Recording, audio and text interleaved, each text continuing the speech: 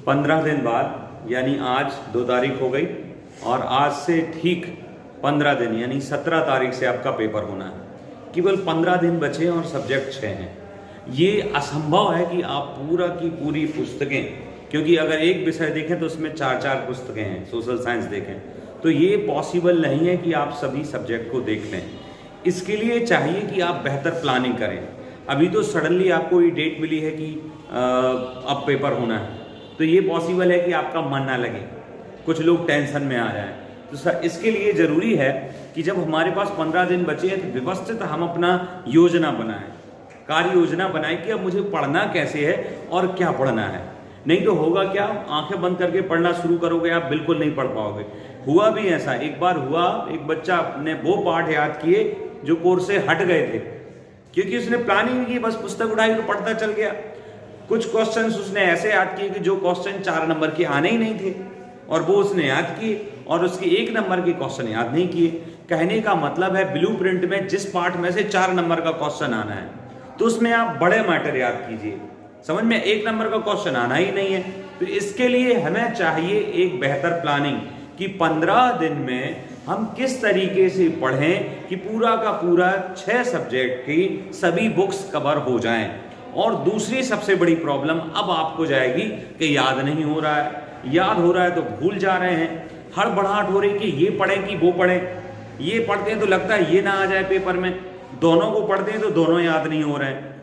और एक और प्रॉब्लम ये जाएगी कि आप जब परीक्षा में लिखेंगे तो कुछ का कुछ लिखेंगे, और हो सकता है क्योंकि आपने पूरे टाइम में लिखने का कम प्रयास किया है तो एक समस्या ये हो सकती है कि आप पेपर पूरा कर ही नहीं पाए। आपको याद है, आप लिख रहे हैं, अगर 4 घंटे का टाइम मिलता तो आप कर भी लेते, परंतु टाइम मैनेजमेंट नहीं कर पाने के कारण से आप पूरा पेपर नहीं कर पाएंगे। और मे भी हो सकता है कि आपको अंत में डॉक्टर के जैसा लिखना पड़े, तो जो जांचने वाले को भी समझ में ना आए और ना आपको, तो आपको नीलवटे सन्नाटा जैसा हाल हो। तो बहुत सारी चीजें हैं। स्टडी तो ठीक है, जरूरी है। स्टडी के साथ क्या जरूरी है? प्लानिंग जरूरी है। प्लानिंग से मतलब है कि अब मुझे ये पढ़ना है, तो इसके लिए आपको आपके सामने क्या रखना पड़ेगा? ब्लूप्रिंट। ब्लूप्रिंट से मतलब समझते हो, कौन से पार्ट से क्या क्वेश्चन आना है। बात मेरी समझ रहे हो ना? इस पार्ट से ये क्वेश्चन आएगा, इस पार्ट से ये क्वेश्चन आएगा। थोड़ा सा गवर्नमेंट ने जो आपके लिए पोर्टल से क्वेश्चन बैंक दी है, प्रश्न बैंक दी है, उसको आप देखते रहिएगा। इन सबको करने से पहले जब आप योजना बनाएंगे कि ये पार्ट मुझे पढ़ना है, ये पार्ट पढ़ना है, और चूंकि अगर आप एक बार भी किसी पार्ट को पढ़ते हैं तो पूरे पार्ट, पूरी पुस्तकें नहीं पढ़ पाएंगे, एक बार ही पढ़ेंगे, तो आपको अब कुछ छोड़ना पड़ेगा। समझ में आ रहा है? तो गवर्नमेंट ने आपको ये सुविधा दी है कि कुछ क्वेश्चंस उन्होंने, कुछ पार्ट जो हैं हटा दिए हैं। जानते हैं? नहीं हटाए हैं? तो ये आपको पता होना चाहिए, और इन पार्ट के आप कॉपी में भी हटा दीजिए, पुस्तक में भी मत देखिए। गाइड में इन्होंने सब कुछ हल किया है तो गलती मत कीजिए, वो पार्ट आपको देखने ही नहीं है। अब कुछ क्वेश्चंस जो है बिल्कुल सुनिश्चित है कि आना ही है, नहीं समझे? जैसे अभी आपने इंग्लिश में देखा, क्या देखा इंग्लिश में कि निबंध आना है, ऐसे आना ही है, एप्लीकेशन आना ही है, अनसीन पैसेज आना ही है, ग्रामर का कुछ प्रीपोजिशन है, आर्टिकल है, आने ही है। ये कोई बड़े टॉपिक नहीं है, बड़ा सिंपल सा है। थोड़ी सी ग्रामर आए, आप अंग्रेजी फेंकना शुरू कर सकते हैं। लिखना तो छोड़ो, लिखना तो सोचना पड़ेगा। अगर बेसिक ग्रामर आ गई तो आप अपनी कॉपी में छापना शुरू कर सकते हैं। हिंदी में भी लिखने में सोचना पड़ता है, आपको इंग्लिश में नहीं सोचना पड़ेगा। उसके भी तरीके मैं आपको वो बताऊंगा, पर उसके पहले मैं चाहता हूं कि आपने अभी तक जो पढ़ा है अब उसको आप फिर से पढ़ोगे तो जो नहीं पढ़ा है उसको नहीं पढ़ पाओगे। तो सबसे पहले जरूरत है कि आप खुद का मूल्यांकन करें। मूल्यांकन से मतलब समझ रहे हो? आप हर विषय के क्वेश्चंस लगाएं। क्वेश्चन लगाएंगे तो क्या होगा? आपको पता चलेगा कि ये मुझसे बन रहा है और ये मुझसे नहीं बन रहा है। समझ में आ रहा? यहां मैं गलतियां कर रहा हूं और यहां मैं परफेक्ट आ रहा हूं। अब मुझे यहां मेहनत करनी है और यहां पर मेहनत नहीं करनी। तो पहले तो आप हर विषय के एक एक पेपर को लगाइए, मॉडल पेपर को लगाइए, या पीछे लिखे हुए प्रश्नों को हल कीजिए, या प्रश्न बैंक जो दी है उसको सॉल्व कीजिए। मेरी बात समझ में आ रही है? ये करने के बाद आपके मूड में, मस्तिष्क में ये तो आ जाएगा कि यार मुझे ये पढ़ना है। अभी तो आपको लग रहा है हमने सब पढ़ लिया है, या कुछ को लग रहा है हमने तो कुछ नहीं पढ़ा। जिसको ये लग रहा है सब पढ़ लिया, वो भी काम का नहीं है, उसका भी हाल बेहाल होना है। जिसको लग रहा है कुछ नहीं पढ़ा, 15 दिन में कुछ नहीं होने वाला, वो भी गया काम से। दोनों को बैलेंस बनाना पड़ेगा। 15 दिन बहुत बड़ा टाइम होता है। अगर घंटे गिने जाए तो एक दिन में 24 घंटे होते हैं, 15 दिन में कितने होंगे? 300 से अधिक घंटे होंगे कि नहीं? 350 से अधिक घंटे होंगे। अब डिवाइड कर लो, आपके पास 350 में से कितने घंटे रहेंगे? बात समझ रहे हो? अब उन घंटों में से आप पढ़ने में कितना टाइम दे सकते हो? मैं ये नहीं कह रहा हूं कि 24 घंटे में से 18 घंटे पढ़ना है अब आपको, क्योंकि टाइम बचा नहीं है। मैं आपको पागल भी नहीं करना चाहता। मैं बात कर रहा हूं प्लानिंग की। तो प्लानिंग करने से पहले आपको ये पता होना चाहिए मुझे क्या आता है और मेरी कमजोरी क्या है। बात समझ में आई? और ये कैसे पता चलेगा? जब आप पुराना पेपर लगाओगे, जब आप क्वेश्चन बैंक लगाओगे, जब आप क्वेश्चंस देखोगे ये मुझसे नहीं बन रहा है, तो आपने ये जज कर लिया कि इन लेसन्स में मैं कमजोर हूं और इन लेसन्स में मुझे बन रहा है। अब फिर उठाइए क्या? ब्लूप्रिंट उठाना है तो उसमें क्या करना है? फिर सिंपल सा फंडा है। इस लेसन से ये आ सकता है, इस लेसन से इतने नंबर के क्वेश्चन आएंगे। जिस लेसन से ज्यादा नंबर के क्वेश्चंस आने हैं उन पर फोकस करना है। ब्लूप्रिंट कुछ क्वेश्चन निश्चित कर देता है। अगर मैं लैंग्वेज की बात करूं तो ब्लूप्रिंट ने फिक्स कर दिया है कितने प्रश्न विश्लेषणात्मक होंगे और इतने प्रश्न एक नंबर के होंगे। बात समझ रहे हैं? तो आप 1 नंबर के पीछे दौड़िए, कोई दिक्कत नहीं है। पर अगर 1 नंबर के लिए आपको 2 दिन देने पड़ रहे हैं तो उसके लिए अभी रुक जाइए। अभी आप फोकस किस पर कीजिए? 4 नंबर के क्वेश्चन पर, बड़े नंबर, ज्यादा नंबर के क्वेश्चंस पर। तो आप लैंग्वेज में जाएं तो आपसे निबंध और क्या क्या है भाई? एप्लीकेशन, आवेदन, हिंदी में लिखूं तो आवेदन, और इसके साथ साथ इंग्लिश में पोस्टर मेकिंग आ सकती है, नोट मेकिंग आना ही आना है। ठीक है, ये बड़े क्वेश्चंस हैं और इनमें ज्यादा कुछ भी नहीं करना है, बस थोड़ा सा समझ लिया आपसे बन जाएगा। अगर मूड आ गया, उन्होंने दे दिया कि कोविड-19 की सुरक्षा के उपायों पर निबंध लिखिए, हिंदी में आ गया तो आप लिख देंगे क्योंकि आपने वो जिया हुआ है। इंग्लिश में आ जाए तो भी कोई बड़ी बात नहीं है। वियर मतलब जानते हो? WEAR, वियर योर मास्क, ठीक है। Wash your hands regularly. बात समझ में आ रहा है? और क्या कहें? ईट फूड विद विटामिन्स लिख सकते हैं, प्लान आप टॉपिक बना सकते हैं। या फिर और कहें मेंटेन योर डिस्टेंस। समझ में आ रहा है? ठीक है। और भी मतलब जो डायलॉग्स आपको उससे समझ में आते हैं, please go to regular checkup, ये भी लिख सकते हैं। और कुछ मशीन्स के नाम, व्हाई सम मशीन्स लाइक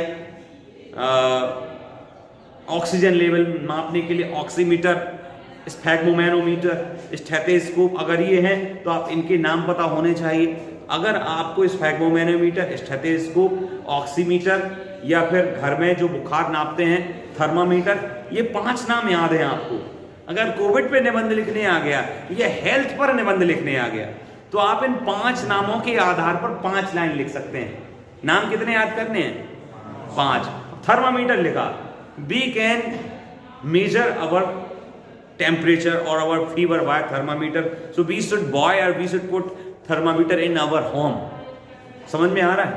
ऐसे ऐसे करके सबका डायलॉग बन सकता है। तो थोड़ा सा अपने दिमाग में प्लानिंग बना लो कि मुझे, अब आपको थर्मामीटर की स्पेलिंग ही याद नहीं है, स्फैग्मोमैनोमीटर नहीं पता है, ऑक्सीमीटर नहीं पता है, तो आप फिर नहीं लिख पाएंगे। लिख भी लेंगे तो उसमें नंबर कट जाएंगे। तो कुछ स्पेलिंग्स पर फोकस कीजिए इंग्लिश में। संस्कृत या हिंदी में आप शब्दों पर देखिए, आवेदन पत्र में कहाँ कॉमा लगाना है, कहाँ करके करना है, ये देखिए। इसके साथ साथ मैं चाहता हूं कि आप स्मार्ट वर्क करिएगा। ब्लूप्रिंट देख लिया आपने, अपना मूल्यांकन किया कि मेरी ये कमजोरियां हैं, मुझसे ये नहीं बन रहा है, वो आपने उस पर फोकस किया। फिर आपने ब्लूप्रिंट देखा। और दूसरी चीज, आपका पेपर होना है लिख करके, समझ रहे हो?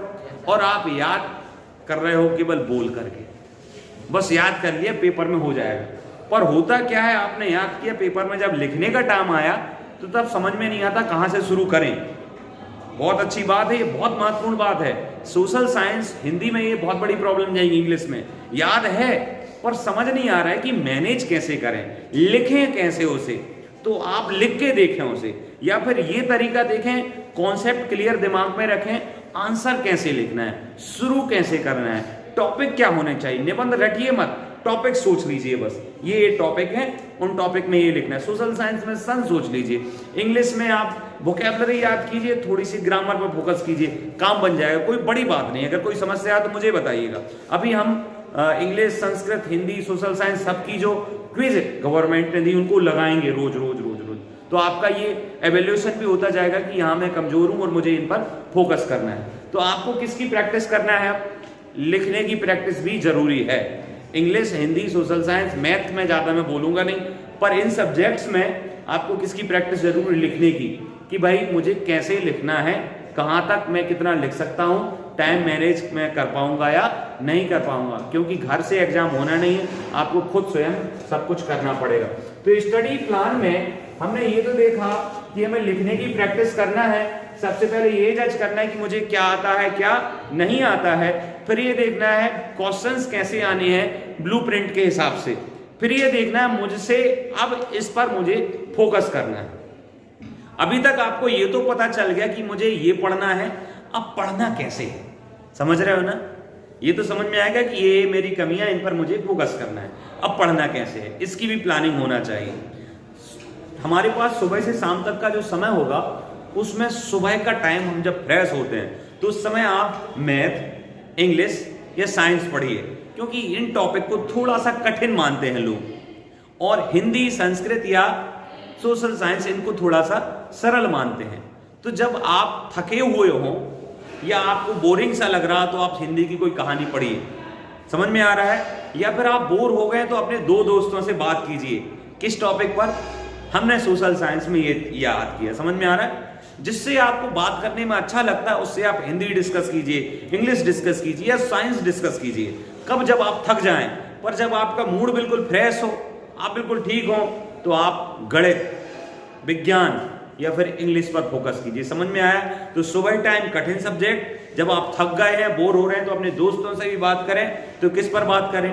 टॉपिक पे बात करें, ठीक है? इसके बाद साथ साथ स्मार्टनेस होनी चाहिए, एक स्मार्ट वर्क आप करें, लिखने में भी, याद करने में भी। स्मार्ट से क्या मतलब? जैसे मैं एस लिखूं तो एस से मतलब है यहाँ स्पेसिफिक। स्पेसिफिक से मतलब पूरी पुस्तक से लेके लास्ट तक नहीं याद करना है कि ये पार्ट है, इसमें पहली लाइन ये लिखी है। आप सब कुछ पढ़ेंगे, सब कुछ जरूरी है, पर अब 15 दिन बचे हैं तो आप सब कुछ मत देखिए, अब व्यवस्था से चलिएगा, ठीक है? ब्लूप्रिंट के हिसाब से चलिएगा, क्वेश्चन बैंक के हिसाब से चलिएगा।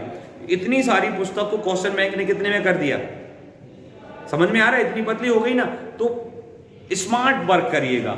स्पेसिफिक से मतलब पर्टिकुलर जो महत्वपूर्ण चीजें हैं उन पर फोकस करिए। आपको लगता है वो तो मुझसे आ रही हैं, तो उन पर फोकस कीजिए जहां पर आप गलतियां कर रहे हैं। बात समझ में आ रही? स्मार्ट के बाद एम आता है, तो अपने आप को मेजरेबल बनाइए कि मुझे इतना याद हो गया है, इतना मैंने टिक कर लिया है। कई बार हमें जो याद होता है हम उसी को फिर से पढ़ लेते हैं, और जो नहीं याद होता है उससे हम दूर ही रहते हैं। तो जो याद हो गया उसको बंद कर दीजिए, टिक किया, याद हो गया, दैट्स इट। अब दूसरा टॉपिक पर फोकस करना है। एस में स्पेसिफिक फोकस करिए, ये करना है।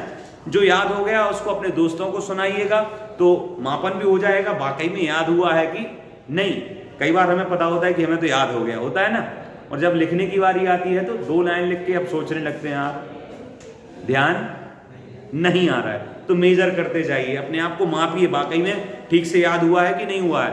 फिर इसके बाद SMA, ए से मतलब एक्शन बेस्ड, पढ़ते रहिएगा। अगर जैसे आप मुझसे पूछोगे या इनसे पूछोगे तो क्या होगा, आपको पता चलेगा यार मुझे तो ये करना है। तो आप ऐसी प्लानिंग बनाइएगा जिसे आप पूरा कर सकें। ऐसे नहीं कि सर हमें ये पढ़ना है, ये पढ़ना है, ये पढ़ना है, पढ़ा कुछ नहीं। तो प्लानिंग भी ऐसी बनाओ कि वो काम हो ही। समझ में आ रहा? असंभव को मत बनाइए, ऐसी प्लानिंग करो कि संभव हो और ये काम हो जाएगा, ठीक है ना?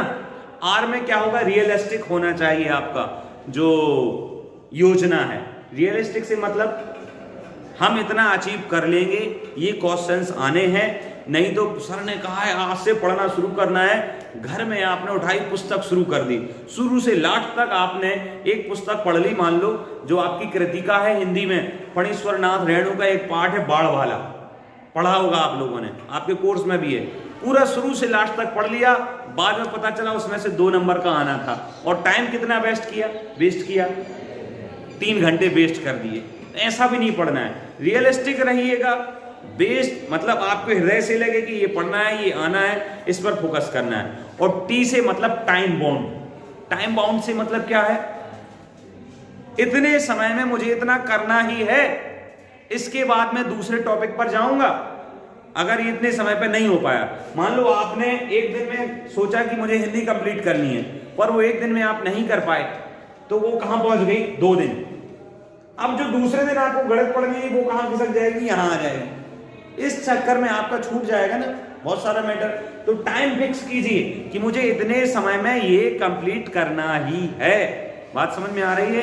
अगर आप ऐसा नहीं करेंगे तो आप प्लानिंग भी ठीक से नहीं कर पाएंगे, 15 दिन में आप व्यवस्थित पढ़ भी नहीं पाएंगे, और जो आप टॉप करना है वो कोई सपने दूर रह जाएंगे।